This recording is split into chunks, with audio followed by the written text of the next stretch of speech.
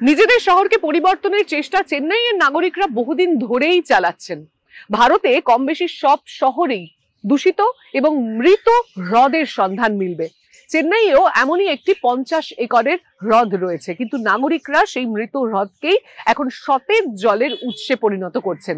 কিভাবে এই কাজটি তারা করছেন এবং তাদের এই কৌশল কাজে লাগিয়ে ভারতের অন্যান্য হ্রদকেও কি বাঁচানো যায়, তারই সন্ধান মিলবে এই প্রতিবেদনে।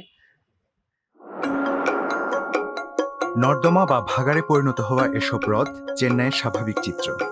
তবে ব্যতিক্রমী উদাহরণ গড়েছে শহরের প্রান্তে অবস্থিত চিত্লাপাকাম হ্রদ। நிக்கிற இடம் வந்து சிட்லபாக்கம் ஏரி. இது ஜஸ்ட் ஒரு 5 வருஷத்துக்கு முன்னாடி இந்த இடத்துல நிக்க கூட முடியாது நம்மளால.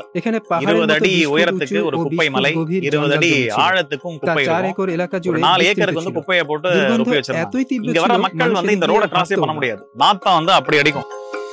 এই পরিবর্তনের সূচনা ঘটে স্বেচ্ছাসেবকদের একটি ছোট দলের উদ্যোগে। அந்த அளவுக்கு வந்து ஒரு மோசமா இருந்த சிட்லபாக்கம் ஏரி மக்கள் முயற்சி, அரசாங்கத்தின் ஒத்துழைப்பு எல்லாம் சேர்ந்து நீங்க வந்து ஒரு அழகான ஒரு நன்னீர் ஏரியா மாதிரி பறவைகள், மனிதர்கள் எல்லாருமே வந்து யூஸ் பண்ணிக்கிற அளவுக்கு ஒரு அழகான ஏரியா மாதிரி இருக்கு। 2013 সালে মাত্র 3 জনকে নিয়ে এনজিওটি যাত্রা করে। 2019 সালে তারা যখন সাফাই কর্মসূচি শুরু করেন তখন 1,500 মানুষ যোগ দেন। সরকারি অর্থ এই প্রকল্পের গতি বাড়াতে সাহায্য করে। இன்னைக்கு இந்த ஏரி டிசால்ட் ஆக்ஸிஜনের মাত্রা লিটার প্রতি 4.8 মিলিগ্রামে পৌঁছেছিল। পানীয় জলের ক্ষেত্রে এই মাত্রা 5-এর কাছাকাছি হওয়া দরকার।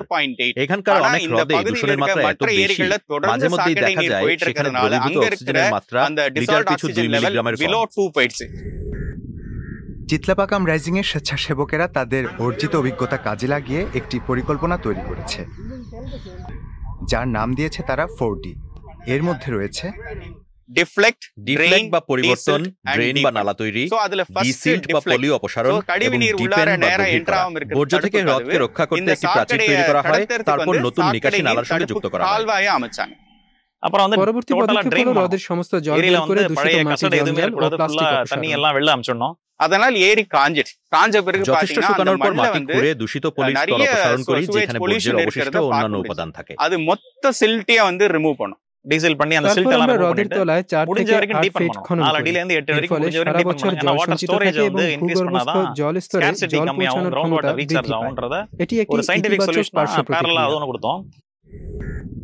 বর্জ্যের কারণে 5 কিলোমিটার দূরের নানমঙ্গলম হ্রদ আগেকার চিত্লাপাকাম হ্রদের মতো সমস্যার সম্মুখীন।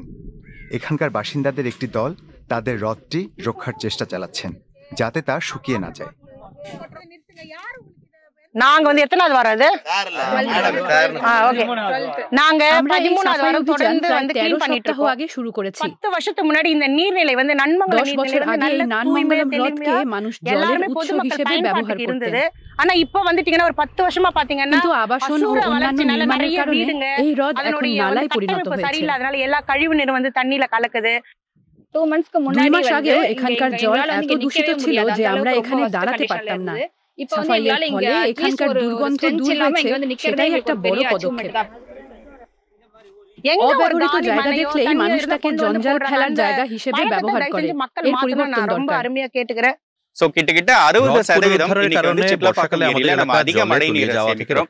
வெள்ளத்துல இருந்து বার্ষিক বৃষ্টিপাতের 60% இங்க பண்ண மாதிரி முயற்சி எடுத்து ஒவ்வொரு ஏரியாலயும் அந்தந்த மக்கள் ஒன்றுபட்டு இந்த மாதிரி ஏரியை காப்போம் அப்படின்னு இறங்கினா அரசாங்கம் கண்டிப்பா முன் வந்து அதுக்கு আগ্রহ দেখিয়েছে। அழற குழந்தைக்கு தான் நம்ம ஊர்ல வந்து உணவு கிடைக்கும்। அதனால வந்து எல்லாருமே அதற்கான குரல் கொடுத்தா மாற்றம் நிச்சயமா வரும்। চেন্নাইয়ের জনসংখ্যা বৃদ্ধির কারণে ভবিষ্যৎ প্রজন্মের জন্য জল সরবরাহ নিশ্চিত করতে হ্রদ পুনরুদ্ধারের কার্যক্রম গুরুত্বপূর্ণ হতে চলেছে।